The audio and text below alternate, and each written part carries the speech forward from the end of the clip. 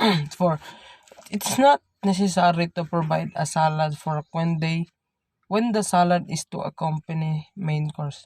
If a dinner knife is not required tool for eating, it may be omitted from the setting. You may then lay the fork in the knife's position because the fork is used only in the right hand when no knife is used.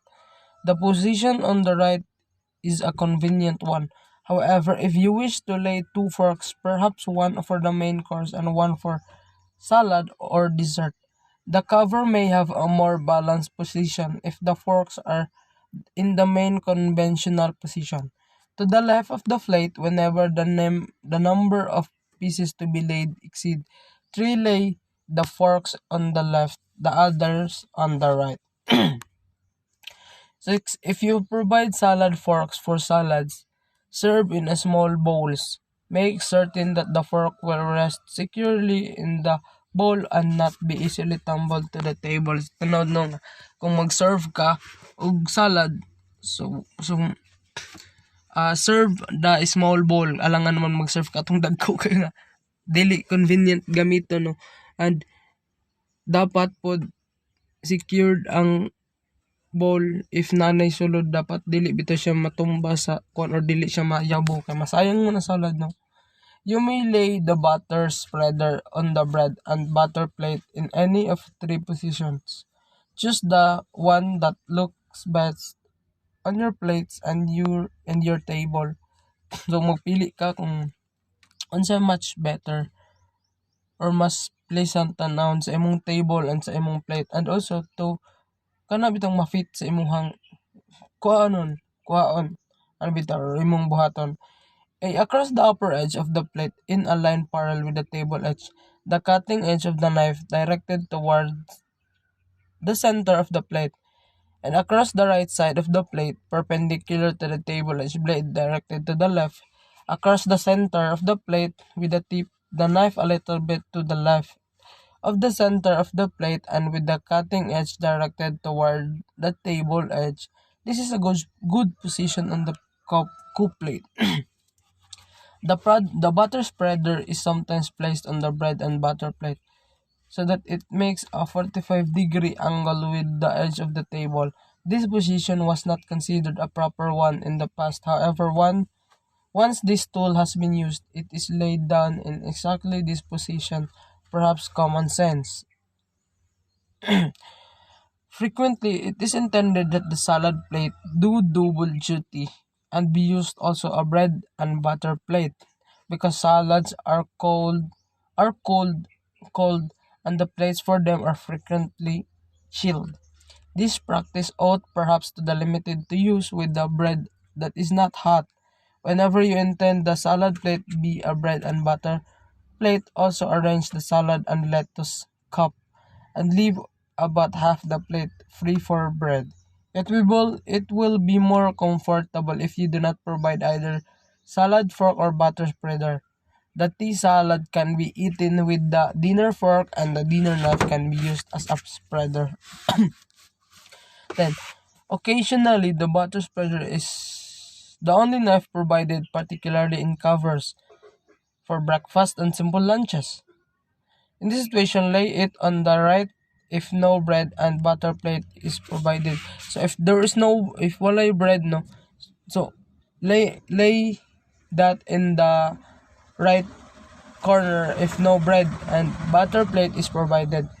The use of the butter spreader is optional when a dinner knife is laid.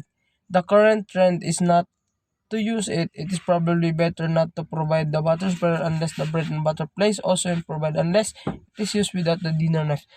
So kung naano mo yung dinner knife, so optional na lang ang paggamit sa butter spreader because the dinner knife can be used as a butter spreader. No.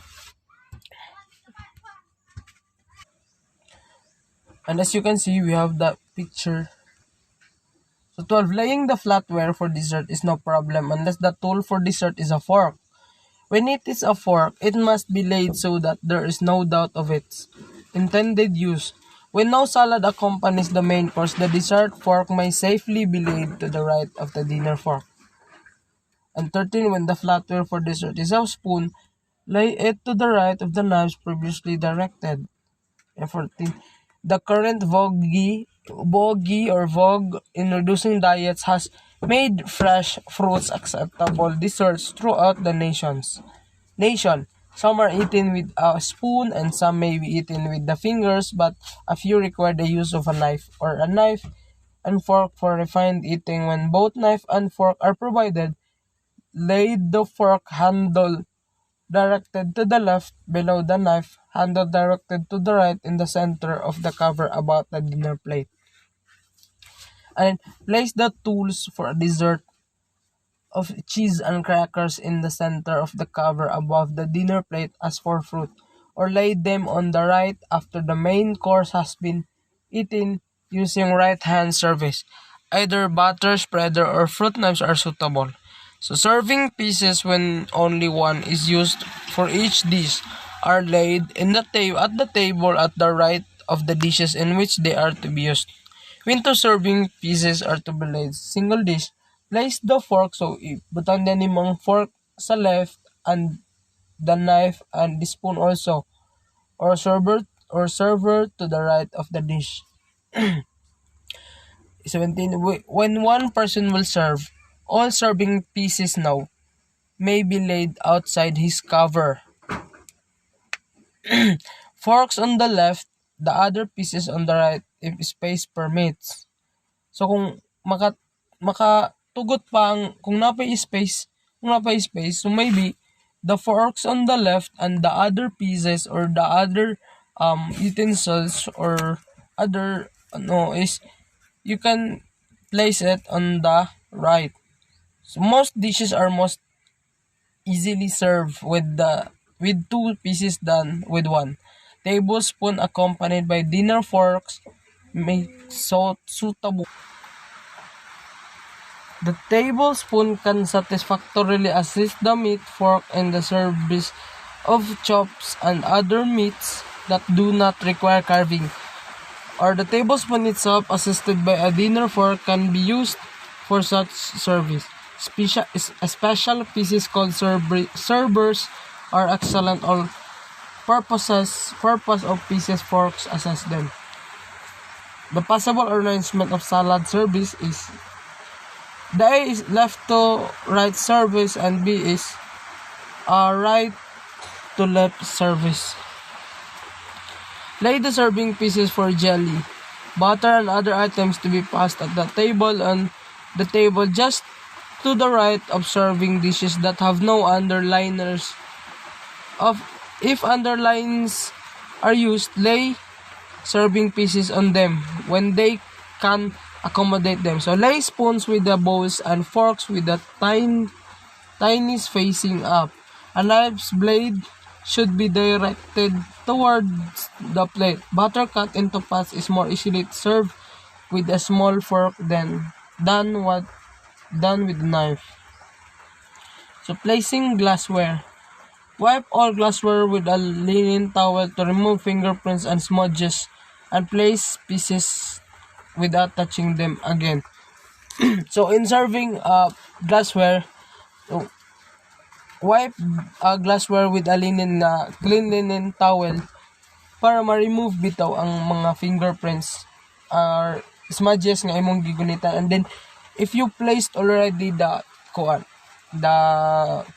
glasswares, dili na nimo kinahanglan siya nga gunitan pag otro kay haron kay syempre clean naman to siya and also served naman to siya, di ba? Then use coaster under tumblers whenever humidity and temperature are such that moisture will condense on glasses. Place the water glass at the tip of the knife or fork or little to the right or left or the knife, depending on the depth of the covers, width of the table and numbers of glasses to be placed. Place it where it looks best and easily grasped. So place those glasswares it looks like best kung asa nindot sa tan-awon, and then it is easily to be grasped now. Ice may be put into glasses 15 or so minutes ahead of serving time. water is poured to within an inch of the top of the glass. So glasses of milk, if water is also served, are placed to the right and little in front of the water, that is a little closer to the table edge. So glasses of milk no kuno, if water is also served, place it into the right corner or in the little front of the water glass, that is the little closer to the table edge. And ice may be put into a glasses 15 minutes or ahead of serving time. So 6. Place a juice glass a little in front of the last glass. When juice is served as a first course, the glass is placed on a small plate and this is set in the center of the cover. Glasses placed beside the water glass are placed so that each succeeding glass is a little closer to the table edge. No more than 3 glasses should appear at a cover. 8. Always put saucer or small plate under a glass and iced tea or cup of coffee so that there is a place for the spoon used by any person who takes sugar, otherwise he will to lay the spoon in his dinner or salad plate. So kung mag-serve ka no, necessary pud kung mag-appeal ka or mag-join kag sa serve bitaw. Kana bitang platito nga gamay na may kuana specific name ana. No, mao gali ng saucer no. Kung mag-serve ka na, apilan na nimo especially kung magkuha sila sugar, diha ra nila ibutang ang ilahang mga ginamit na nga mga spoon kaysa ilang ibutang dito sa dinner or salad plate nila. So placing dinnerware. First, handle dishes and plates in such a way that you do not touch surfaces on which food will be served. So kung mag-serve ka og dishes and plates, so you need to be careful nga dili nimo matouch tong surface sa food bitaw. Nga dili nimo magunitan tong surfaces onto which food will be served daw. And next, second is place the bread and butter plate at the left of the cover near the tip of the fork. So kung ang bread, place the bread and butter at the left daw near the tip of the fork. And in this position, it balances the glass or glasses on the right of the cover. In addition to serving as a receptacle for bread and butter, it is also used for celery, olives, and other delicious eatings with fingers. So 3. Unless served at the table, the salad is placed at each cover shortly before serving time. It may be placed in any several positions. If no bread and butter plate as at the cover, lay it at a near of the tip of the fork. So kung wala daw bread and butter, so lay those salad into the near the tip of the fork. This is a widely used position and the one that allows good leverage in cutting salad vegetables. When a bread and butter plate is included in the cover, you may place the salad to the left and a little below the bread and butter plate. So kung naa daw bread and butter nga included sa serving or sa cover, so place the salad sa ubos or sa left side and little below sa bread and butter nga plate. However, unless covers are spacious, such a position often not possible. So whenever possible, use the salad or dessert plate for salads, particularly for those that necessitate cutting crisp vegetables. The larger the plate on which you are maneuvering pieces, the less likely they are to end up on the table. So 2 positions salad served at the table are possible. So A. Place the salad bowl above the hostess cover. Place salad plates at the top of the bowl to allow left to right serving. The most convenient arrangement for right-handed people. So this is the kanang convenient way or convenient arrangement for the right hand people, no. And B, Place the stacked salad plates in the position of the hostess cover that would be most appropriate for her salad. Then place the salad bowl above on the right. So ibutang daw nimo ang salad bowl above right. And while this position necessitates right to left serving, it does leave the last salad served in the proper position. 6. The set service similarly for any vegetable the hostess is to serve into sauce dishes. 7. Place warm plates just before serving time. For American service, lay a plate in the center of each cover. So for the family service, place the stacked plates in the center of the cover for the person who will serve, usually the host. For blue plate service, lay the filled plate in the center of each cover. So laying the beverage services. So 1. Since the glasses at covers are already filled when the group sits down, a pitcher of milk placed on the table will provide second servings. Place it into right of the hostess cover. She will then refill glasses passed to her as the need arises. When a hot beverage is to be served throughout the meal and the hostess is to pour it, the service of second glasses of milk is taken over by the person on the hostess left. So because that person can use his right hand freely when the dining table is small. So kung gamay lang daw ang dining table and there is not room on it for a pitcher beverage use of 12-ounce glasses for those who drink heartily to avoid the confusion that arises when someone leaves the table to refill glass. Because the waiting on the table duties are carried out by a member of he or family group, it is courteous not to expect that person to perform as would a paid servant. So 4. If a hot beverage is to be served throughout the meal and the hostess is to pour, place cups and saucers stacked by twos either to the right or left above the hostess cover. So, ingon niya no nga kung the hostess is to pour kanang then place the cups and saucers stacked by twos either sa right corner or sa left corner nimo siya i-plaster bitaw or above the hostess cover. The exact position depends on the number to be served, the size and shape of the table, and the number of items already positioned at her cover. So base sa kung ginano nga the the exact positions sa tanan is depende sa items, depende sa mga or depende sa size, sa shape sa table, and the numbers of item already positioned at the cover no. So since figure 5,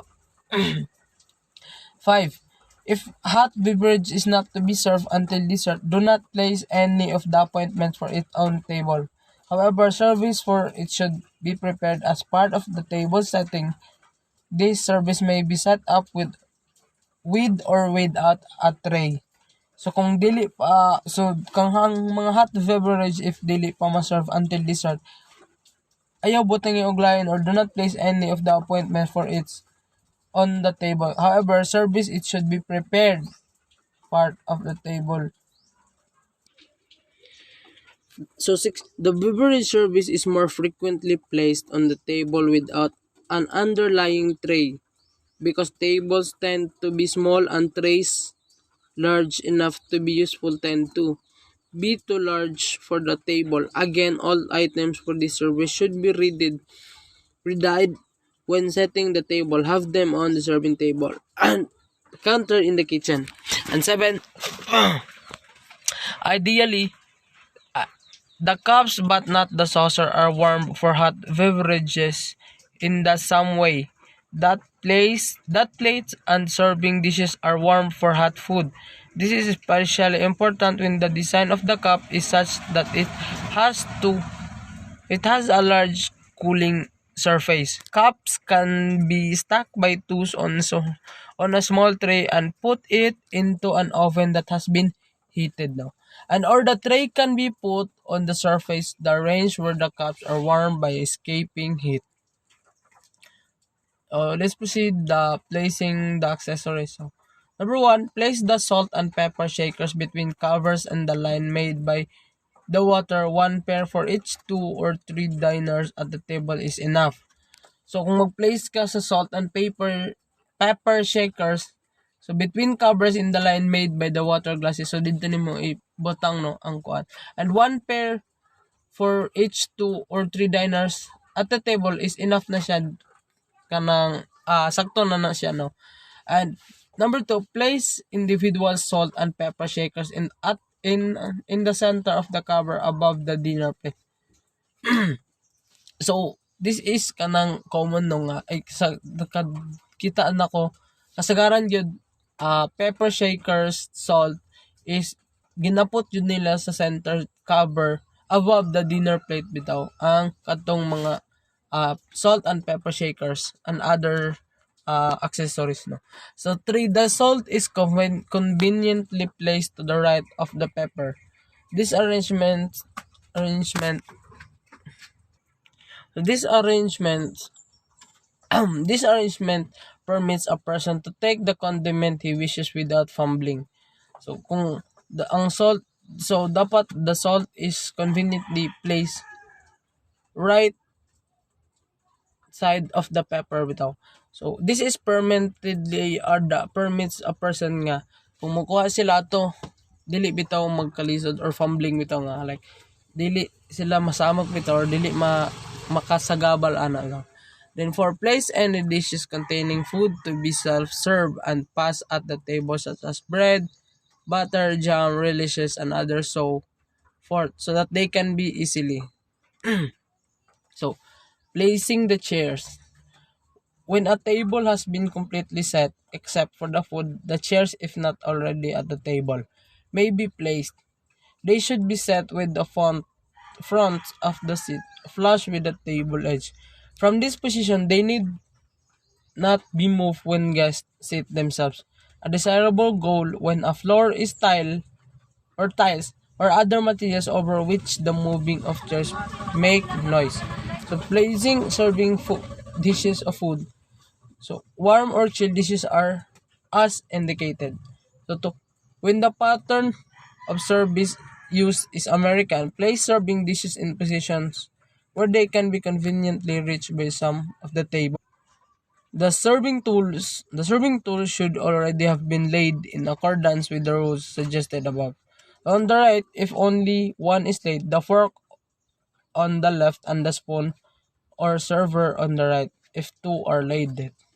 So, itong sa ibabaw no, on the right if only one is laid. So kung duha na ang laid, galid, two are laid. So the fork is on the left or na nasa wala and the spoon or server is on the right.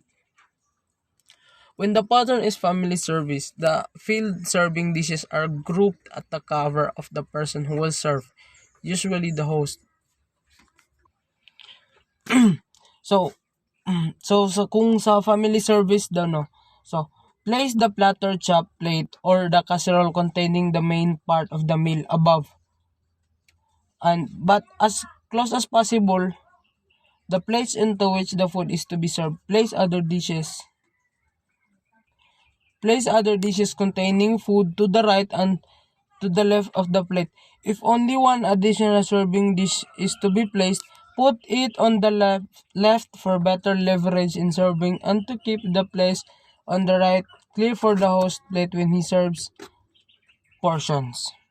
So, tahasan service to a group of 8 or more, the person sitting on the host left because he or she can freely use the right hand. So, sakto no nga, kung daghan mo, nag-ingkod, so the host must use the left or the host sitting on the left because he or she can use the right hand easily no.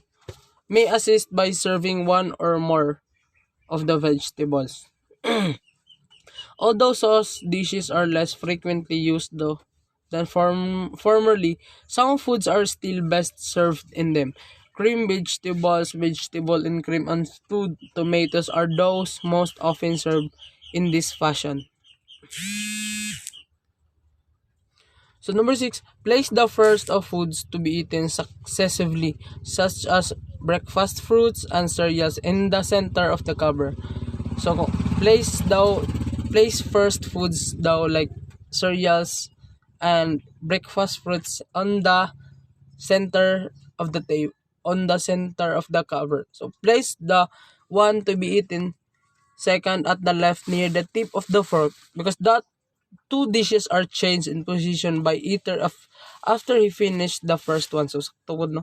7 is place the dessert of a simple meal to be eaten without any waiting on the table to the left of the cover at the tip of the fork or higher depending on what other dishes have already been placed at the cover.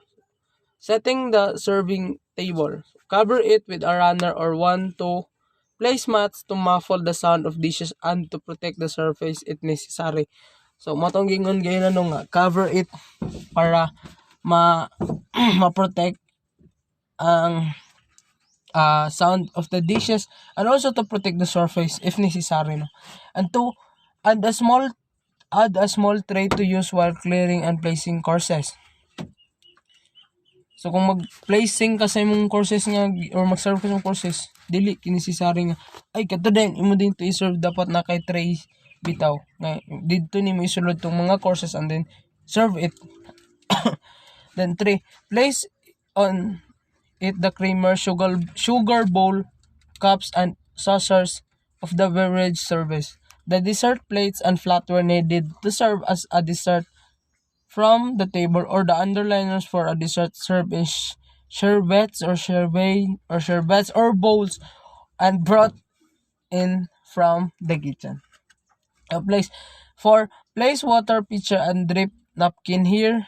And then 5, place to a small plate and napkin for use in crumbing the table if crusty bread such as corner bread or hard rolls is included at the menu. So if naa daw hard breads, crusty breads, and hard rolls and some others, so place to a small plate and a napkin for use in crumbling or crumbing rather. 6. Do not completely cover the table with the appointments, since it has a real function during the removal and placement of courses. So leave on the serving table the hot pads and the salt and peppers you remove from the dining table. So kung imo nang panguon tong mga pinagkainan bitaw char. So leave the hot pads and salt into the serving table or from the dining table. So the purpose of the serving table is to simplify service. Use it to save steps but do not put food for a subsequent course on it or leave it stuck with a dirty dishes if it's visible from the dining table. So thank you and God bless. So I think that's all for this afternoon, ma'am, guys. And if you have a clarifications and if you want to to understand more, I will send the notes and I will give you the notes and soft copy of my report so that you will review it. And thank you and God bless.